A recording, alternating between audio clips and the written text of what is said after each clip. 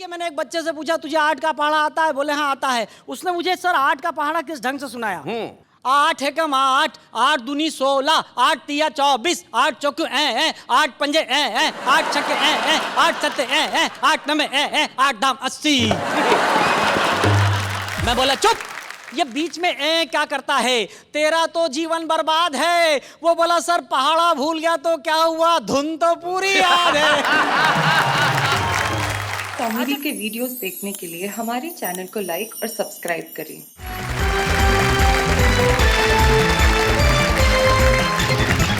तो ये मिलकर कहते हैं एक बार वाह क्या बात है।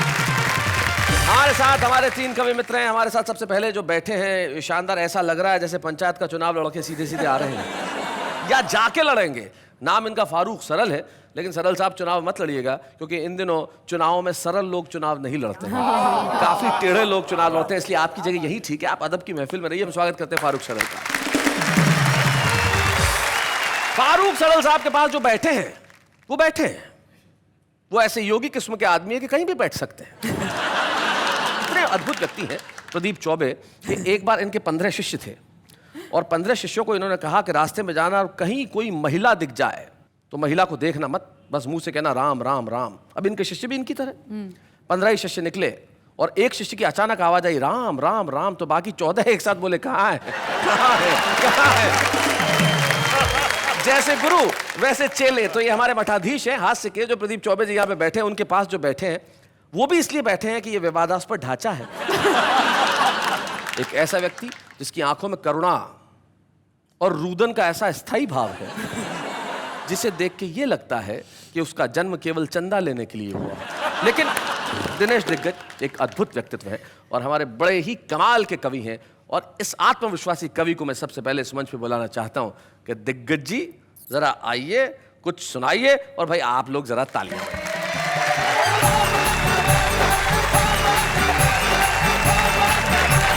भाई साहब आपने कहा नाम में क्या रखा है, सच बताता हूं नाम में क्या रखा है, यहीं से बात शुरू करता हूं जी। कि सत्य प्रकाश झूठ बोलते बोलते थक गया। सत्य प्रकाश झूठ बोलते बोलते थक गया। शांति प्रकाश पता नहीं क्या क्या बक गया। रोशन लाल जीवन भर अंधेरों से हारा। सुखराम सदा रोता हुआ मिला। मांगी लाल नोटों पे सोता हुआ मिला। क्या बात। मिश्री लाल ने आज तक मिठाई का स्वाद नहीं चखा है, इसीलिए तो कहता हूँ भाई साहब नाम में क्या रखा है। भाई बहुत अच्छे, बढ़िया बढ़िया भाई, वाह वाह वाह। अलग अलग ढंग से बातें होती है। आप तो भाई साहब बहुत अच्छे स्कूलों में पढ़े, नेहा जी आप और ज्यादा स्कूलों में अच्छी पढ़ी। मैं तो उन स्कूलों में पढ़ा जहां पर मैं रेस में अकेला दौड़ा फिर भी सेकंड आया। अच्छा। तो मैंने टीचर से पूछा कि मैं सेकंड क्यों आया? वो बोले जिसे फर्स्ट आना था वो आज स्कूल नहीं आया। वैसे तुम रेस की बात कर रहे थे, मुझे याद है प्रदीप चौबे जी एक बार अपने घर में मोबाइल फोन लेके घुसे दौड़ते हुए। बीवी ने पूछा कैसे? बोले रेस में जीत के आया हूं। तो बोले सेकंड कौन आ रहा है? बोले जिसका मोबाइल है। यहाँ मेरे युवा दोस्त बैठे हुए, उन्होंने स्कूलों में पढ़ा होगा 8 का टेबल, 8 1 जार 8, 8 2 जार 16, जो भी आपने पढ़ा। हम जब स्कूलों में पढ़ते थे तो हमें पढ़ाया जाता था 8 एकम 8, 8 दूनी 16, 8 तिया 24। देखिए मैंने एक बच्चे से पूछा तुझे 8 का पहाड़ा आता है? बोले हाँ आता है। उसने मुझे सर 8 का पहाड़ा किस ढंग से सुनाया? 8 एकम 8, 8 दूनी 16, 8 तिया 24, 8 चौके 8 पंजे 8 छक्के 8 सत्ते 8 नमे 8 दाम 80। मैं बोला चुप, ये बीच में क्या करता है? तेरा तो जीवन बर्बाद है। वो बोला सर पहाड़ा भूल गया तो क्या हुआ, धुन तो पूरी याद है। अच्छा ड्राई सब्जेक्ट में से हंसी निकालते हैं भाई साहब हम जी। ब्लैक बोर्ड पर मैंने एक शब्द लिखा इलेक्ट्रिसिटी। सर आप बताइए इसमें कोई हंसने की बात थी क्या? बात ही नहीं है। एक बच्चे से मैंने पूछा, वो स्टेमर करता था, तुतलाता था, अटकता था। मैंने कहा बेटे क्या लिखा हुआ है? बोला मास्टर जी इलेक्ट्रिसिटी। मैंने कहा ये फ्यूज बल्ब है, इसे बोलना नहीं आता। 3 दिन बाद उसकी मम्मी आई। मैंने कहा आपका बच्चा इलेक्ट्रिसिटी को इलेक्ट्रिसिटी बोलता है, पूरी क्लास हंसती, अच्छा नहीं लगता? उसकी मम्मी कहने लगी मास्टर जी माफ कर दो ना, बच्चा छोटा है, इसकी कैपेसिटी ही कितनी है। अरे मैंने कहा बल्ब फ्यूज नहीं है, स्विच खराब है। 4 दिन बाद पिताजी आए। मैंने कहा आपका बच्चा इलेक्ट्रिसिटी को इलेक्ट्रिसिटी बोलता है, आपकी पत्नी कैपेसिटी को कैपेसिटी बोलती है। पूरी क्लास हंसती, अच्छा नहीं लगता। उसके पिताजी कहने लगे मास्टर जी बात बहुत छोटी सी है पर फोकट की पब्लिसिटी मत करो यार। मैंने कहा ना बल्ब फ्यूज है ना स्विच खराब है, पावर हाउस में ही फॉल्ट है।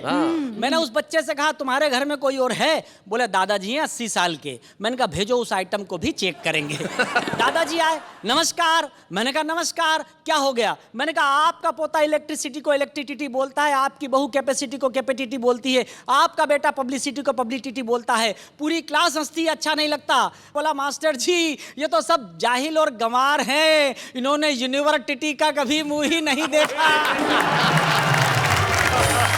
और हकीकत है साहब, शिक्षा क्या हो गई है जी। पुराने जमाने में होता था कोई बच्चा स्कूल नहीं आता था तो स्कूल से 4-5 बच्चे जाते थे, उसके हाथ पैर पकड़ के उसे ऐसे ऐसे करके लाते थे। आंचलिक भाषा में कहते हैं टांगा टोली करके लाते थे जी। ये दृश्य खत्म हो गए, शिक्षा के प्रति अनुराग खत्म हो गया। लेकिन मैंने आज से 4 दिन पहले मेरे शहर में यह दृश्य देखा। 4-5 स्कूल के विद्यार्थी एक को ले जा रहे टंगा टोली करके। मैंने कहा क्यों, ये विद्यार्थी क्या स्कूल नहीं आ रहा है? बोले ये विद्यार्थी नहीं है, मास्टर है। 1.5 महीने से नहीं आ रहा, मिड डे मील खा के जाता वहीं रह जाता है। अभी मैंने नई कार खरीदी, जब लेकर निकला तो अचानक बंद हो गई। मैंने सोचा शायद पेट्रोल खत्म हो गया होगा। सामने ही मेरे मित्र रहते थे, मैंने कहा नरेंद्र जी शायद मेरी कार में पेट्रोल खत्म हो गया, कोई हेल्प करो। वो बड़ी गंभीर मुद्रा में अंदर गए और एक माचिस लेकर आए। मैंने कहा इससे क्या करूंगा? बोले पेट्रोल चेक कर लो। मैंने कहा इससे पेट्रोल कैसे चेक करूंगा?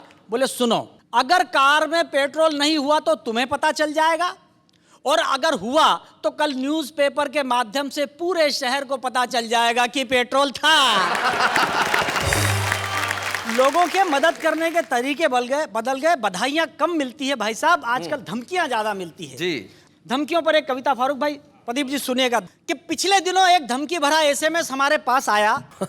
एसएमएस पढ़कर सिर चकराया। लिखा था दिग्गज जी हम आपके जीवन का सुख चैन तोड़ देंगे, अगर 50 लाख रुपया नहीं दिया तो आपका नाम किसी आइटम गर्ल से जोड़ देंगे। एसएमएस पढ़कर मैं हो गया पसीना पसीना जी। मैंने कहा बदनाम हो गया तो मुश्किल हो जाएगा जीना। मैंने मदद के लिए तुरंत एक नेताजी को फोन लगाया। यह मेरी सबसे बड़ी गलती थी। मैंने मदद के लिए एक नेताजी को फोन लगाया।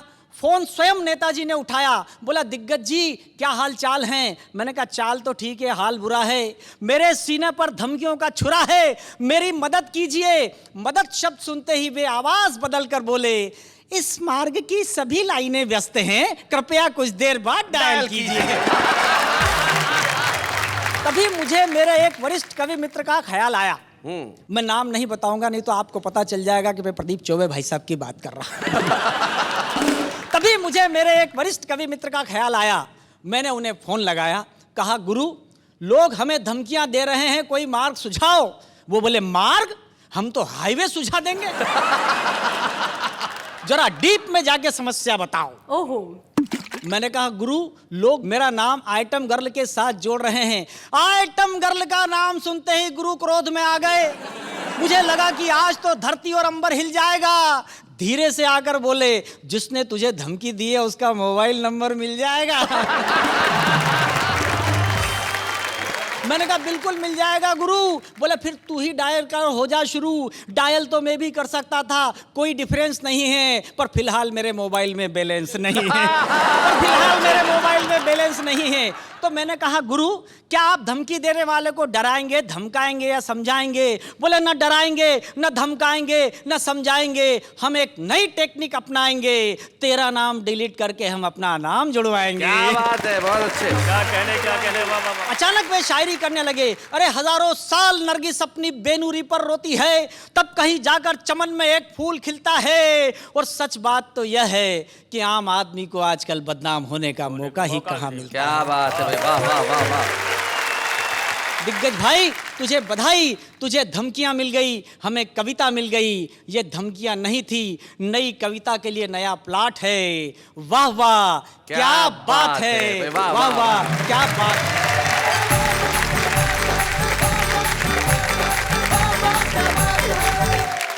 बहुत बढ़िया भाई दिनेश दिग्गज, आपने बहुत अच्छा सुनाया। दिनेश मेरा बड़ा पुराना ही विद्यार्थी है और मैं जानता हूँ कि इसको धमकियां ऐसी जिंदगी के अंदर आती रहती, लेकिन धमकियां सपनों में भी होती है। एक बीवी सुबह ही सुबह उठी तो पति ने धमका दिया, बोले जो पड़ोस में सुनीता रहती है रात को मेरे सपने में आई थी। तो बीवी बोली अकेले ही आई होगी। बोले क्यों? बोले उसका पति मेरे सपने में आया था। तो अगर धमकियां आप देंगे तो कई बार सामने से भी कुछ गड़बड़ हो सकती है, लेकिन कुछ लोग होते हैं जीवन में बड़े सरल होते हैं, उन्होंने कुछ लेना देना नहीं होता। तो आचरण, व्यवहार, कलम, कविता, सबसे सरल व्यक्ति को हम बुलाते हैं जिनका नाम फारूक सरल है। हम जोरदार तालियों से स्वागत करते हैं।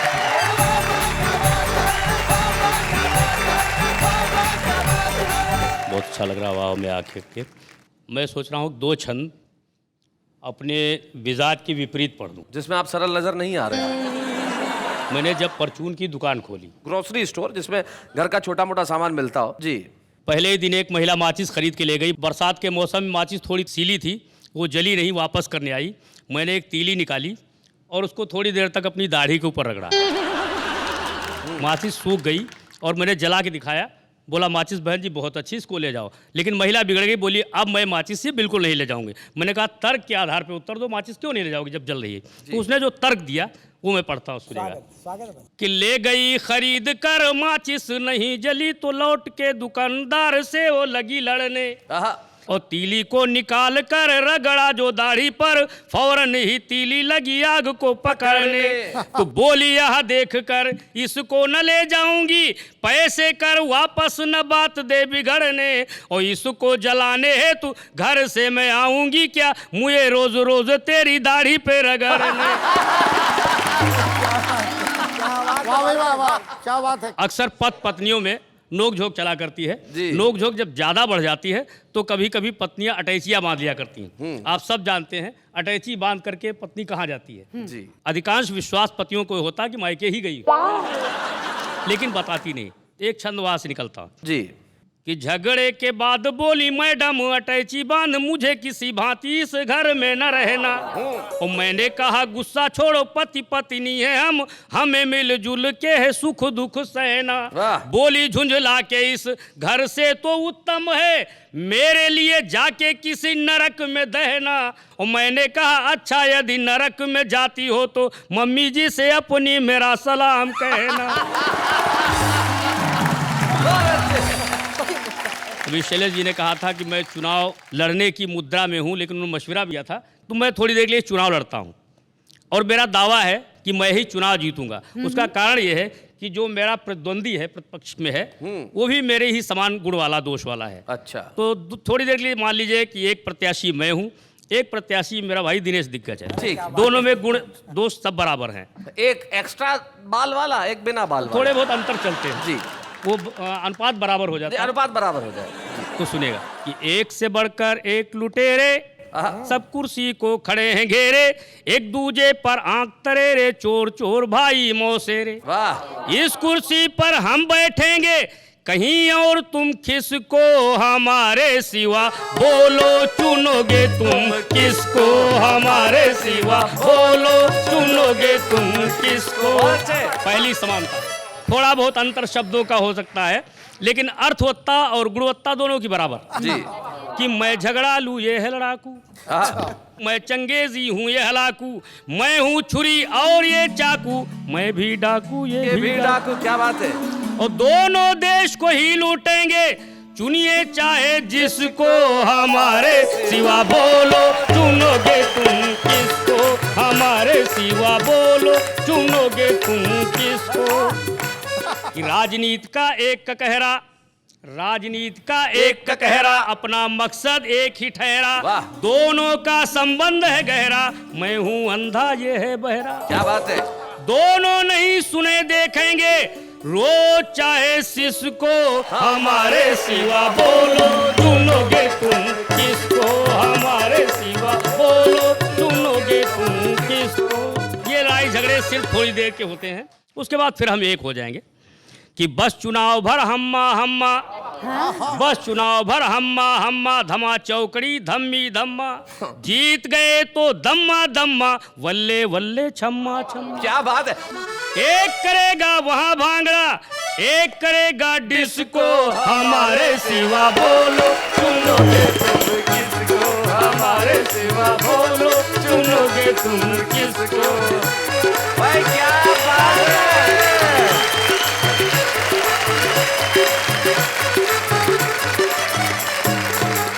भाई फारूक भाई क्या बात है, आपके लिए मिलकर एक बार कहते हैं वाह वाह क्या बात है। सचमुच अगर हमारी बारी आई कि हम किसे चुने तो हम आपके सिवा किसी को नहीं चुनेंगे। क्या खूबसूरत गीत आपने सुना, इतना बढ़िया व्यंग गीत। हमारे देश का हाल ऐसा ही है, लेकिन आपको क्या लगता है नेता सिर्फ यही सपने देखते हैं? प्रदीप भाई, एक नेता एक सपना देखता था कि रोज सपने में रात को चुनाव हार जाता था, तो डॉक्टर के पास पहुंचा, कुछ दवाई दीजिए, मैं रोज रात को सपने में चुनाव हार जाता हूँ। डॉक्टर ने दवाई दी, दूसरे ने आया, बोले क्या दवाई दी, गड़बड़ हो गई। बोले क्या? बोले कल तक तो हार ही रहा था, आज तो जमानत जब्त हो गई। तो जिस देश में सपनों में भी ये हाल हो, उस देश का क्या किया जाए। लेकिन कुछ लोग होते हैं जो हकीकत में इतना हंसाते हैं कि आप सपने भी उन्हीं के देखते हैं। प्रदीप चौबे उनमें से ऐसा ही नाम है, जो हकीकत में आपको इतना हंसाएंगे कि आज रात को जब आप सोएंगे तो सपने में भी आपको प्रदीप चौबे नजर आएंगे। लेकिन डरावने सपने उसे नहीं कहते, वहां पे भी वो आपको हंसाने के लिए आएंगे। प्रदीप चौबे, जिन्हें मैं प्यार से और जो मुझे प्यार से मिस्टर चौबी कहते हैं। तो एक मिस्टर चौबी इधर है, एक मिस्टर चौबी उधर है। तो मिस्टर चौबी, जरा आइए हम आपके लिए जोरदार तालियां बजाते हैं। प्रदीप चौबे।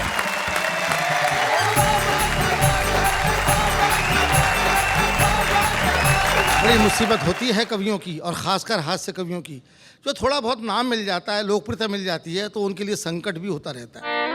मैं कॉलेज में कविता पढ़ने के लिए गया, कवि सम्मेलन में गया, तो वहाँ का एक नौजवान जो स्टूडेंट था वो मेरे पास में आके मेरे काव्य पाठ से पहले बोला कि प्रदीप जी, आपको तो हम सुनते ही रहते हैं, लेकिन आपसे पहले अगर मैं 2 मिनट की पढ़ दूँ तो क्या मुझको आज्ञा देंगे, अनुमति देंगे? मैंने दया की उस पर, मैं कहा पढ़ ले भाई।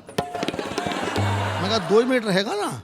हाँ। बोले भरोसे का आदमी हूँ, मगर माइक अच्छों को नहीं छोड़ता सा। मेरे पढ़ने के पहले 2 मिनट के लिए आया हुआ कवि, उसने जो कुछ किया वो इस कविता का विषय है। सुना। केवल 2 मिनट के लिए आया हुआ कवि जब 2 घंटे कविता पढ़ गया तो पीछे बैठे हुए कवियों का मानसिक संतुलन बिगड़ गया। एक ने उसका कुर्ता पकड़ के खींचा। कुर्ता काफी पुराना था, कुर्ता काफी पुराना था, आधा हाथ में आ गया। फटा हुआ कुर्ता देख के कवि ताव खा गया, पलट के बोला क्या कुर्ता ही फाड़ दिया? 1 घंटा और पढ़ूंगा। और वो फिर शुरू हो गया। कवियों में टेंशन भी दोबारा शुरू हो गया। बड़े कवि ने छोटे कवि से कहा, ये कुर्ते से नहीं मानेगा।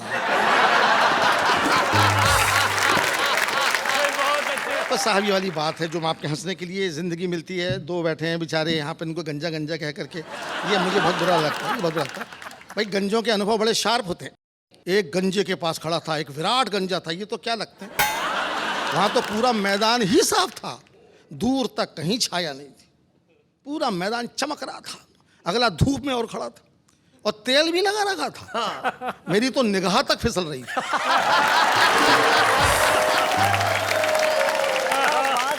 लेकिन उसके गंजत्व से आकर्षित होकर के मैं उसके पास पहुंच गया कि शायद कुछ देखने को मिले। तो गौर से देखा, दिखा साहब उसकी खोपड़ी पे 2 बाल लहरा रहे थे। एक बाल सीनियर था, दूसरा जूनियर था।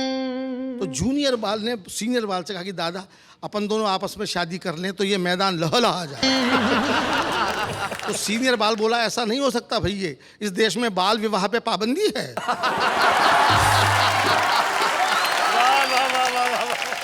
रेल यात्रा कविता में सुना देना चाहता हूँ। आज तो रेलों में बड़ी सुविधाएं हैं साहब, एसी वेसी हैं, तमाम है, सब कुछ है। एक ज़माने में रेलों में केवल रेल ही होती थी। और अभी मैं गया आपके राजस्थान में, बीकानेर इलाके में, वहाँ पर आज भी मीटर गेज है, मीटर गेज। वो शायद आप मीटर गेज के बारे में नहीं जानते होंगे, क्योंकि ब्रॉड गेज चलता है आजकल, मुझे खुद नहीं मालूम था जी। और वहाँ मीटर गेज थी, उसी में बैठना था। तो मैंने गार्ड से पूछा कि गार्ड साहब मीटर गेज किसको बोलते हैं? तो बोला बैठ के देखो। मैं बैठ गया, उसी में जाना था। मीटर गेज में बैठने के बाद मुझे पता चला कि वो गाड़ी 1 घंटे में 1 मीटर जाती थी। और जब वो गाड़ी चली तो उसकी स्पीड देख के मेरे को रोना आ रहा था। अच्छा। तो मैंने गार्ड से पूछा कि गार्ड साहब एक फ़ोन करके आ जाऊं तो क्या मैं दौड़ के गाड़ी पकड़ लूँगा? तो गार्ड बोला बहुत तेज़ मत दौड़ना, वरना अगली गाड़ी में बैठ जाओगे। रेल की जनरल बोगी में सफ़र किया मैंने, आपको सच्ची का कविता सुना रहा हूँ। उसे रेल की जनरल बोगी इसलिए कहते हैं कि उसमें धक्के खाते खाते आदमी में जनरल जैसा विल पावर आ जाता है। तो उसमें जो कुछ हुआ बताता हूँ जी। भारतीय रेल की जनरल बोगी, पता नहीं आपने भोगी कि नहीं भोगी। एक बार हम भी कर रहे थे यात्रा, प्लेटफॉर्म पर देखकर सवारियों की मात्रा हमारे पसीने छूटने लगे, हम झोला उठाकर घर की ओर फूटने लगे। तभी एक कुली आया, मुस्कुरा के बोला, अंदर जाओगे? हमने कहा तुम पहुंचाओगे? वो बोला, बड़े बड़े पार्सल पहुंचाए हैं, आपको भी पहुंचा दूंगा, मगर रुपए पूरे 50 लूंगा। हमने कहा 50 रुपया? वो बोला, हाँ भैया, 2 रुपए आपके बाकी सामान के। हमने कहा यार सामान नहीं है, अकेले हम हैं। वो बोला, बाबूजी आपके सामान से कम है। भीड़ देख रहे हैं, कंधे पे उठाना पड़ेगा, धक्का दे के अंदर पहुंचाना पड़ेगा, मंजूर हो तो बताओ। हमने कहा देखा जाएगा, तुम उठाओ। कुली ने बजरंगबली का नारा लगाया और पूरी ताकत लगा के हमें जैसे ही उठाया कि खुद बैठ गया। ताकत लगा के जैसे ही उठाया खुद बैठ गया। दूसरी बार कोशिश की तो लेट गया। हाथ जोड़कर बोला, बाबूजी भगवान ही आपको उठा सकता है, हम क्या खाकर उठाएंगे, आपको उठाते उठाते खुद दुनिया से उड़ जाएंगे। तभी गाड़ी ने सीटी दे दी, हम झोला उठाकर धाए, बड़ी मुश्किल से डिब्बे के अंदर घुस पाए। डिब्बे के अंदर का दृश्य और घमासान था, पूरा डिब्बा अपने आप में हल्दी घाटी का मैदान था। लोग लेटे थे, बैठे थे, खड़े थे, जिनको कहीं जगह नहीं मिली वो बर्थ के नीचे पड़े थे। अच्छा। हमने गंजे यात्री से कहा, भाई साहब थोड़ी सी जगह हमारे लिए भी बनाइए। वो सिर झुका के बोला, आइए हमारी खोपड़ी पे बैठ जाइए। झल्लाया हुआ था बहुत। तभी एक भरा हुआ बोरा डिब्बे के अंदर चढ़ा, आगे बढ़ा और गंजे के सिर पर गिर पड़ा। गंजा चिल्लाया, किसका बोरा है? बोरा फौरन खड़ा हो गया और उसमें से एक लड़का निकल के बोला, अकेला बोरा नहीं है अंकल जी, बोरे के अंदर 12 साल का छोरा है। अंदर आने का यही एक तरीका है, हमने अपने माँ बाप से सीखा। वाह। आप तो एक बोरे में घबरा रहे हैं, जरा ठहर तो जाओ, अभी गद्दे में लिपट के हमारे बाप जी अंदर आ रहे। उनको आप कैसे समझाएंगे? हम तो खड़े भी हैं, वो तो आपकी गोद में लेट जाएंगे। एक और देखिए, छोटा सा व्यंग है जी। एक यात्री बर्थ के नीचे से निकलता हुआ अपनी आंखें मलता हुआ फिल्मी अंदाज में बोला, मैं कौन हूं? मैं कौन हूं? उसका पड़ोसी बोला, शुक्र करो बेटा कि हो, वरना कल रेलवे कर्मचारी पूछते कि ये कौन था। इतना सुनते ही पूछने वाला मौन था। मगर एक अंतिम सीन तो आपको जरूर अच्छा लगेगा, क्योंकि आपको भी ऐसा अनुभव आया ही होगा। अचानक गाड़ी बड़ी जोर से हिली, एक यात्री खुशी के मारे चिल्लाया, अरे चली चली। दूसरा बोला, जय बजरंगबली। तीसरा बोला, या अली। हमने कहा गाड़ी तो बगल वाली जा रही है। गाड़ी तो बगल वाली जा रही है और तुमको अपनी चलती नजर आ रही है। प्यारे, सब नज़र का धोखा है। दरअसल ये रेलगाड़ी नहीं, हमारी ज़िंदगी है, और ज़िंदगी में धोखे के अलावा और क्या होता है? क्या होता है? क्या बात है, वाह वाह वाह।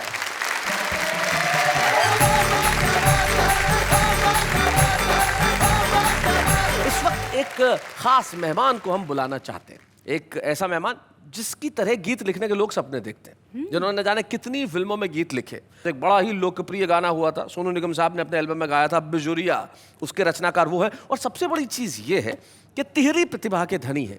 बहुत कम लोग होते हैं जो अच्छा लिखते हैं, बहुत कम लोग होते हैं जो अच्छा लिखते भी हैं और अच्छा गाते भी हैं। और उनके लिखे हुए गाने तमाम लोगों ने गाए। तो आइए उन्हीं से मिलते हैं, अजय झिंगरन।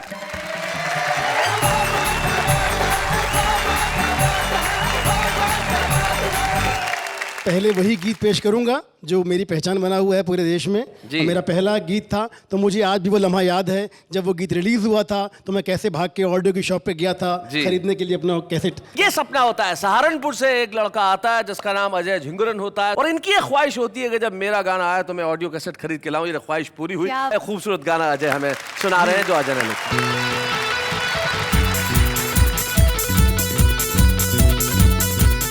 तुझे लागे ना नजरिया, क्यों ना ओढ़े तू चुनरिया। तुझे लागे ना नजरिया, ओढ़ ले चुनरिया। मेरे जिंदा है, मेरे दिल पे गिरा है रे बिजुरिया, बिजुरिया। मेरे जिंदा है, मेरे दिल पे गिरा है रे बिजुरिया, बिजुरिया। नैना मत वाले ये बाल घुंघराले, ये भोले भाले दिल पे चलाए छुरियां। महकी हवाएं भी यही गुनगुन के दिल से दिल मिला ले या मिटा दे दूरियां। सुन बाकी रे गुजरिया, हो मैं हूँ तेरा ही सांवरिया। सुन बाकी रे गुजरिया, तेरा ये सांवरिया, तुझ पे ही मरता है नाम तेरे करता है सारी उमरिया। पंक्ति देखिए, ख्वाबों की तू रानी है, गीतों की जवानी है, तेरे बिना अब कहीं लागे ना जिया। इतनी सी कहानी है, तू ही जिंदगानी है, गोरिया ये तूने कैसा जादू है किया। हो सुन बाकी रे गुजरिया, हो मेरी भोली सी बावरिया। हो सुन बाकी रे गुजरिया, भोली सी बावरिया, तेरी अंगड़ाई मेरे दिल पे है छाई, आए बन के बदरिया। ओ तेरी अंगड़ाई मेरे दिल पे है छाई, आए बन के बदरिया। ओ तिरछी निगाहें मेरे दिल पे गिराए रे बिजुरिया बिजुरिया। Thank you. क्या बात है अजय भाई, क्या बात है। मैं जानता हूं कि आप जब बिजुरिया जैसे हिप हॉप लिखते हैं और कमाल करते हैं, वहीं आप शानदार कव्वाली भी लिखते हैं, तो क्यों ना वो सुना दें? बिल्कुल, आपका आदेश सर आंखों पर। जी। दिम दिम ताना धीरे नाम ताना ना नाम, दिम दिम ताना धीरे नाम, दिम दिम ताना धीरे नाम ताना ना नाम, दिम दिम ताना धीरे नाम। मुझ में ही छुप के छले जिया, मुझ में ही छुप के छले जिया। अरे मोरा पिया बहरू पिया, मोरा पिया बहरू पिया। छब दिखला के कहाँ छुपा पिया, क्या बात है। मोरा पिया बहरू पिया। अरे मोरा पिया बहरू पिया। इसकी हकीकी की पंक्तियां देखिएगा। इरशाद। मेरे लब पे तेरे नगमे जवां हैं, मेरे दिल पे तेरे दिल के निशान हैं, कि अब मैं बन गया तू और तू मैं, कोई कह दे जुदा हम तुम कहाँ हैं, मुझ में ही छुप के छले जिया। मोरा पिया बहरू पिया। फोटो पे इनकार बहुत है,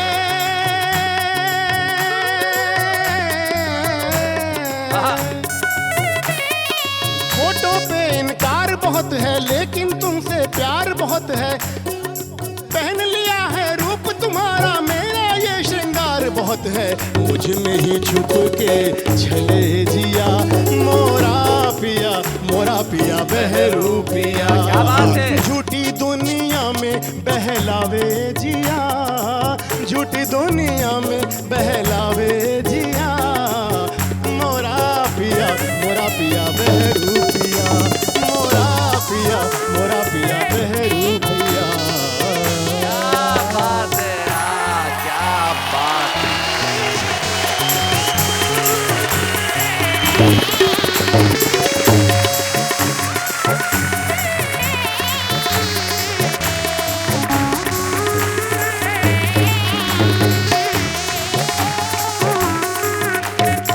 क्या बात है। अजय झिंगुरन जी ने जिस ढंग से, जिस अंदाज से अपनी रचनाओं को यहाँ सुनाया, उससे ये साबित होगा कि कविता हर जगह बसती है। ऐसे बहुत सारे छुपे रुस्तम होते हैं जो जिंदगी में किसी भी मुकाम पर रहें लेकिन अपने कवि को मरने नहीं देते। जैसे कि सबसे कठिन काम अगर इस देश में कोई है तो वो है हाउसवाइफ होने का। ट्रू। लेकिन कुछ छुपे रुस्तम ऐसे होते हैं जो घर में रह के सिर्फ घर ही नहीं संभालते, लफ्जों को भी संभाल के रखते हैं, अल्फाज भी उनके पास होते हैं। एक ऐसी ही छुपे रुस्तम आज हमारे साथ है जो दुर्ग में रहती हैं। नाम उनका श्रीमती शशि दुबे है और मैं जानता हूं उनके पति को ये कह देना चाहता हूं कि आज ये छुपे रुस्तम के रूप में आ रही हैं, कल आपके लिए बहुत बड़ा चैलेंज होने वाली है। डॉक्टर शशि दुबे।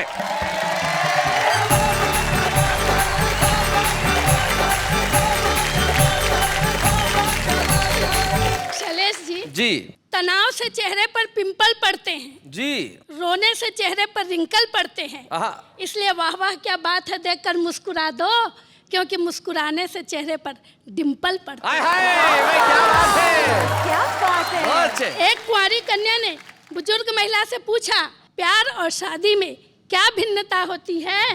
महिला ने कहा, रे पगली, प्यार अंधा होता है हाँ। और शादी आंखें खोल देती है। प्यार में दो दिल इतने पास आ जाते हैं, इतने पास आ जाते हैं कि बिना बोले एक दूसरे की सारी बातें समझ जाते हैं। क्या बात है। और शादी में शरीर तो पास रहते हैं किंतु दिल इतने दूर हो जाते हैं, इतने दूर हो जाते हैं कि बिना चिल्लाए एक दूसरे को अपनी बातें समझा नहीं पाते। क्या बात है भाई, बहुत बढ़िया। प्यार है टॉफी जो रहती तो कुछ देर तक है किंतु मुंह में मिठास घोल देती है, और शादी है च्युइंग गम जो रहता तो देर तक है पर मुंह बेस्वाद कर जाता है। वाह वाह। दरअसल प्रेमिका नाम है प्यास का, हाँ। और पत्नी नाम है तृप्ति के एहसास का। वाह। पुरुष प्यास की खातिर बार बार प्रेमिका के पास जाता है किंतु पत्नी के बिना रह भी नहीं पाता है। भाई वाह वाह वाह वाह, बहुत अच्छे। पुरुष चाहता है दोनों हाथों में हो लड्डू किंतु अरे ओ निखड्डू, तुझे इतनी सी बात समझ में नहीं आती है कि एक म्यान में दो तलवारें कभी रह नहीं पाती। क्या बात है, बहुत अच्छे। हर पत्नी की यही इच्छा होती है कि उसका पति उसे आई लव यू बोले, किंतु पति सब कुछ कहता है, बस यही 3 शब्द नहीं। यही भाई बहुत अच्छे। यही जानने के लिए मैंने एक बार अपने पति से कहा, क्यों जी, अगर मैं आपसे लड़ झगड़ कर कहीं दूर चली जाऊं या घर से भाग जाऊं तो तुम क्या करोगे? रोगे, पछताओगे, मेरी याद में आंसू बहाओगे, अखबारों में विज्ञापन दोगे, कैसे कैसे विज्ञापन दोगे, जरा मुझसे भी तो कहो। पति ने कहा, री पगली, मैं तेरा शुभ चिंतक हूँ, लिखूंगा जहां भी रहो खुश रहो। जैसे ही पति प्रवचन सुनकर घर आया, आते ही पत्नी को गले लगाया। पत्नी हर्षाई, शर्माई, सकुचाई। अपने पति की यह अदा उसे बहुत पसंद आई। पूछा, क्यों जी, क्या गुरुजी ने रोमांस करने को कहा है? पति ने कहा, नहीं री पगली, अपने दुख को गले लगाने को कहा। एक पत्नी ने अपने पति से कहा, क्यों जी, जब हमारी नई नई शादी हुई थी तब तो आप बड़ा प्यार जताते थे, मैं खाना बनाती थी, आप मुझे प्रेम से निहारते थे, पहले मुझे खिलाते थे, फिर खुद खाते थे, अब आपके प्यार को क्या हो गया है? पति ने कहा, री पगली, अब तुझे खाना बनाना आ गया। शैलेश जी, अभी आप कह रहे थे सपने देखना चाहिए। हाँ। तो मैं आपसे कहना चाहूंगी कि सपने भी सोच समझकर देखना चाहिए जी। एक बेरोजगार नवयुवक ने भगवान के सामने अर्जी लगाई, अपनी छोटी सी डिमांड बतलाई। हे भगवान, एक जॉब दे दे, एक बंगला, एक बड़ी सी गाड़ी जिसमें बैठी हो मेरे साथ कन्या कुंवारी। भगवान की कृपा से खुल गया उसका भी मुकद्दर और गर्ल्स कॉलेज की बस चला रहा है बनकर ड्राइवर। एक नवयुवती जिसने देखी थी पिक्चर शोले, बार बार भगवान के सामने यही डायलॉग बोले, हे भगवान, मुझे कुछ नहीं चाहिए, मेरी माँ को एक दामाद दे दे। भगवान की कृपा से उसकी भी किस्मत खुल गई और उसकी तो नहीं, उसकी छोटी बहन की शादी हो गई। तो शैलेश जी, रोने से तो आंसू भी पराये हो जाते हैं जी, और हंसने से पराये भी अपने हो जाते हैं। इसलिए वाह वाह क्या बात है, देखते रहिए, मुस्कुराते रहिए, हंसते रहिए। क्या बात, वाह वाह, क्या बात है भाभी जी। तो भाई शशि दुबे जी ने आज यहाँ पे कमाल कर दिया, जो छुपे रुस्तम के रूप में आई और जिस आत्मविश्वास के साथ कविताएं पढ़ी, निश्चित तौर पे अब ये छुपे रुस्तम नहीं रही, सारे मुल्क में प्रसिद्ध होने के लिए अब आप तैयार हो जाइए। आपकी कविताएं आज सारी दुनिया ने सुनी है और कल जब आप जाएंगी लोग आपके ऑटोग्राफ लेंगे और कहेंगे आप वही है ना जो छुपे रुस्तम में आई थी। आइए हम आपके ऑटोग्राफ के जीवन की शुरुआत करते हैं और आपको एक स्मृति चिन्ह देना चाहते हैं कि आपकी सफलता का प्रारंभ उस मंच से हुआ जिसका नाम है वाह वाह क्या बात है। बच्चे हैं या बूढ़े हैं, नर है या नारी है, हंसी देने वालों के सब ही आभारी है, कविता सुनाने वाले अब सबके साथ है। क्या बात है। वैसे अब मुझे समझ में आ गया क्या? कि सपने वही देखने चाहिए जो साकार हो सके। ओके, यानी कि अब तुम एंकर बनने का सपना नहीं देख रही हो। वो सपना नहीं है। चलिए, सपने वही देखने चाहिए जो साकार हो सके, लेकिन सपने जरूर देखने चाहिए और ये कभी तय नहीं करना चाहिए कि मैं जो सपना देख रहा हूं वो साकार होगा या नहीं, क्योंकि सपना देखना मेरा कर्तव्य है और उन्हें साकार करना उसकी जिम्मेदारी है। लेकिन उसकी जिम्मेदारी निभाने से पहले हमें अपना परिश्रम तो करना पड़ेगा। और इस देश का आम आदमी जो है वो बड़े सपने देखता है, हकीकत में बातें कड़वी कड़वी कहता है, लेकिन सपने बड़े अच्छे देखता है। अब उनके सपने और हकीकत की बातें क्या होती है जरा देखते हैं। उम्र काफ़ी नादान है मेरी, हंस के जीने की पहचान है मेरी। दिल दुखों से भरा हो आपका तो मेरे पास आइए, दिल रिपेयर करने की दुकान है मेरी। आज से पहले मैं उम्मीद क्यों छोड़ूं? दया बोला पेमेंट सबको मिलता है, दरवाजा हमेशा मैं ही क्यों तोड़ूं? गॉड ने दिन बनाया और नाम दिया आफ्टरनून, रात की रोशनी बनाई और नाम दिया मून, सोच समझ कर तुम्हें बनाया और नाम दिया कार्टून। उंगली में चुभी सुई, अरे उंगली में चुभी सुई, उई उई उई उई। हरो फूल बरसाओ, मेरा दोस्त आया है, होठों पे मुस्कान, गली में महक लाया है। जिसे थी पानी से एलर्जी, आज वो साबुन से नहा के आया है।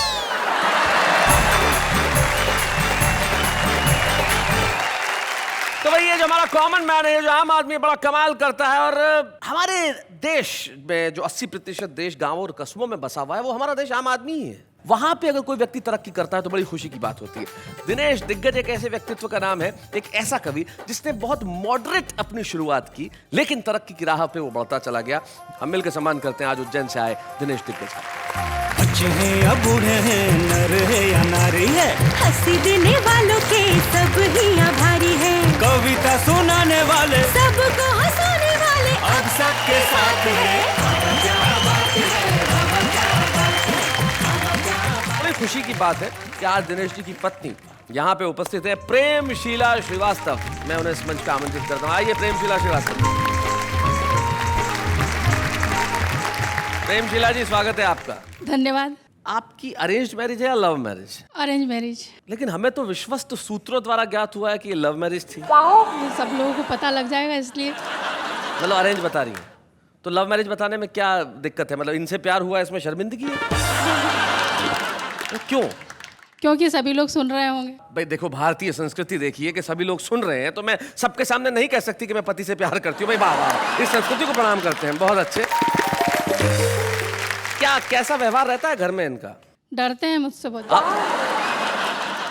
क्या आप मतलब पीटती वीटती हैं, क्या करती हैं? नहीं, पीटती नहीं है, फिर भी डरते हैं, खाली धमका रखा है? अच्छा अच्छा। आज आप कैसा महसूस कर रही हैं? आज मुझको बहुत खुशी हो रही है कि आपने यहाँ इनको सम्मान किया और मुझे भी बुलाया। बहुत बहुत ज़्यादा खुशी हो रही है। क्या बात है, वाह वाह, बहुत स्वीट है। दिनेश आप कुछ कहना चाहते हैं? निश्चित रूप से आज खुशी का इसलिए भी मौका है कि जहाँ मेरी पत्नी और मुझे आपने सम्मानित किया, लेकिन उससे बड़ी बात यह है कि मेरे परिवार के जो सबसे अहम और बड़े सदस्य हैं, हमारे आचार्य पीठ के जो सबसे बड़े सदस्य हैं, यानी आप, वो आप मेरे साथ हैं। और शायद ज़िंदगी में ईश्वर से मैंने अगर और कुछ भी मांगा होता आज के दिन तो मिल जाता, पर आज आपने मेरा जो सम्मान किया आपकी उपस्थिति में, आपके हाथों से, शायद मैं इस जन्म में नहीं भूल पाऊंगा। और अगला जन्म अगर मुझे मिला तो आपको बड़े भाई के रूप में ढूंढना मेरी पहली प्राथमिकता होगी।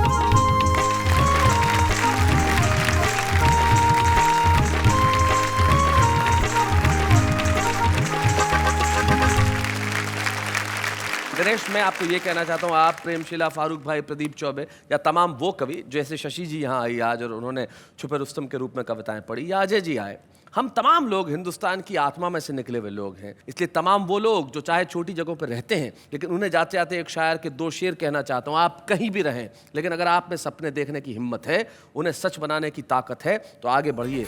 जमाना आपका इंतजार कर रहा है। तब मैं कहता हूँ कि दिल आंखें बंद करके भी वो चेहरा देख सकता है। वो तमाशा ही नहीं है, मगर तमाशा देख सकता है। और हम खिड़कियां दरवाजे बंद कर ले तो भी क्या होगा, जो सूरज है उसे जमाना देख सकता है। वाह वाह, क्या बात है।